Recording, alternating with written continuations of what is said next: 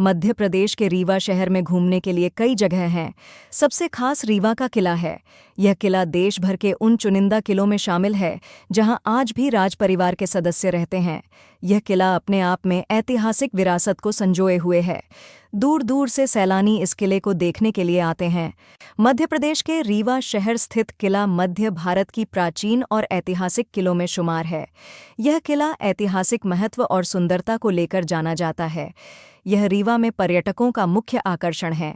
इसके पीछे दो नदियां हैं जो किले को प्राकृतिक सुंदरता प्रदान करती हैं।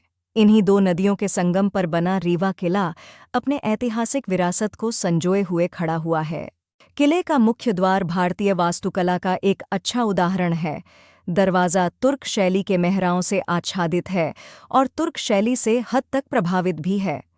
इस दरवाजे का निर्माण महाराजा विश्वनाथ सिंह जूदेव ने 1833 से 34 में कराया था। यह दरवाज़ा ऊपरहटी की ओर खुलता है। रीवा किला का पुतरेहा दरवाज़ा किले का सबसे खूबसूरत दरवाज़ा है। अंग्रेज़ों ने इस दरवाजे को स्विंग गेट भी कहा था। इस गेट को कलचुरी नरेशों के द्वारा बनवाया गया था। इतिहासकार असद खान बताते हैं कि पुतरेहा दरवाज़ा 12.5 फीट चौड़ा और लगभग 30 फीट ऊंचा है। उस दरवाजे में भगवान शिव की शादी का पूरा मंचन दिखाया गया है। गेट में सुंदर सुंदर अप्सराएं श्रृंगार करते हुए दिखाई दे गई हैं। मध्य प्रदेश के रीवा शहर में घूमने लायक कई जगह हैं। इसमें रीवा किला सबसे खास है। यह किला अपने आप में ऐतिहासिक विरासत को संजोए हुए है। दूर दूर से सैलानी इस किले को देखने के लिए आते हैं। यह किला मध्य भारत की प्राचीन और ऐतिहासिक किला में शुमार है। इतिहासकार असद खान के अनुसार इस किले का निर्माण शेर शाह सूरी के बेटे शहजादा जलाल खां के द्वारा शुरू किया गया था, लेकिन पिता की मृत्यु के बाद वह निर्माण कार्य को अधूरा छोड़कर चला गया था।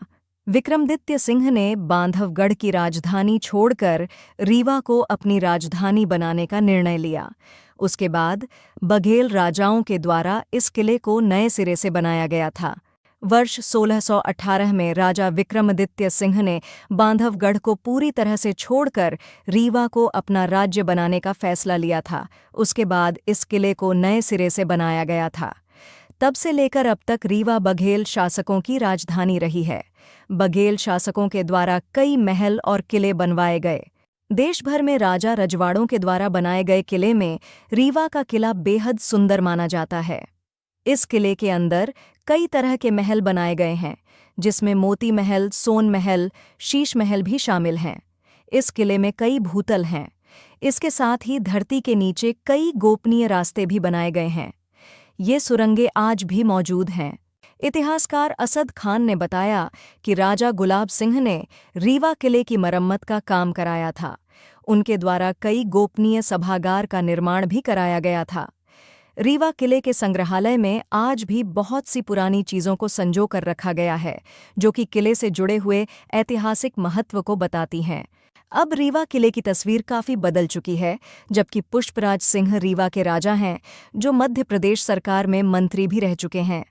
उनके द्वारा करोड़ों रुपए खर्च कर किले की मरम्मत का कार्य कराया गया है। यही वजह है कि ये किला आज भी वैसा ही मजबूत है जितना सदियों पहले था। देश भर की उन चुनिंदा रियासतों में से एक है जहां आज भी राज परिवार के सदस्य अपने पुराने किले में ही निवास करते हैं। यही वजह है कि देश के अधिकांश किले और महलों की तरह यहाँ का किला खंडहर में तब्दील होकर वीरान नहीं हुआ है। आज भी यहाँ की रौनक देखने लायक है। दशहरा में यहाँ आज भी गद्दी पूजा होती है और राज परिवार के सदस्य अपने पुराने पारंपरिक राजा महाराजाओं वाले पोशाक में दिखाई देते हैं।